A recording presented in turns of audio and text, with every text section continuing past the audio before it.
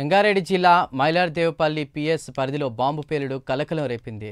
మార్వాడి సమాజ్ గుడి ప్రాంగణంలో కూడా చెత్త తొలగిస్తుండగా ఒక్కసారిగా బాంబు పేలింది. ఈ ప్రమాదంలో ఓ కార్మికుడికి తీవ్ర గాయాలయ్యాయి. వెంటనే క్షతగాత్రుడిని స్థానిక ఆసుపత్రికి తరలించారు. ఈ ఘటనపై పోలీసులు దర్యాప్తు చేస్తున్నారు.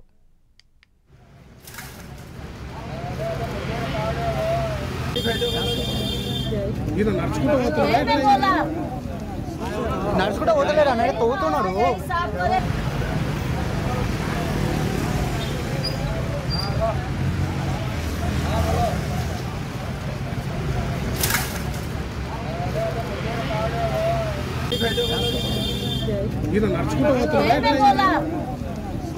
నడుచుకుంటూ పోతలేరు అన్నయ్య, తవ్వుతున్నాడు.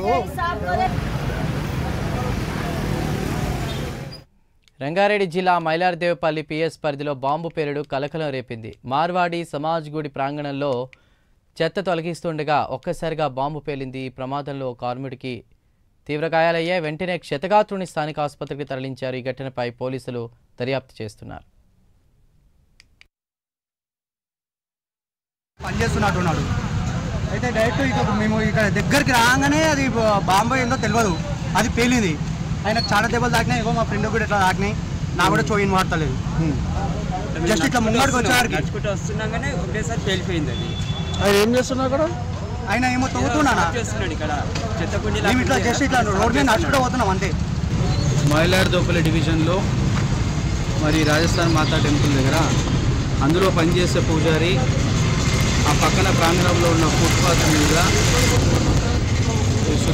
పరిశుద్ధ కార్యక్రమం చేస్తున్న క్రమంలో మళ్ళీ సడన్గా ఒక పెద్ద పేలుడు శబ్దం వచ్చి అతను చాలా తీవ్రంగా గాయాలైనవి.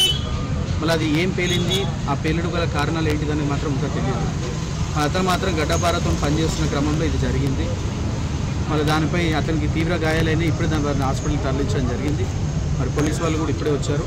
వాళ్ళు నిజంగా దానికి పేలుడు వల్ల కారణాలు ఏంటివి అనేది, ఎందుకంటే మిగతా పేలుడు పదార్థాలు పేలిన కారణాలు ఏంటి అనేది మాత్రం ఏం అర్థం కావట్లేదు. తెలియని పరిస్థితిలో ఉంది. కాబట్టి పోలీసు వాళ్ళు దానిపై విచారణ చేసి పేలుడు గల కారణాలు ఏంటిదని మాత్రం తెలుసుకుంటాం.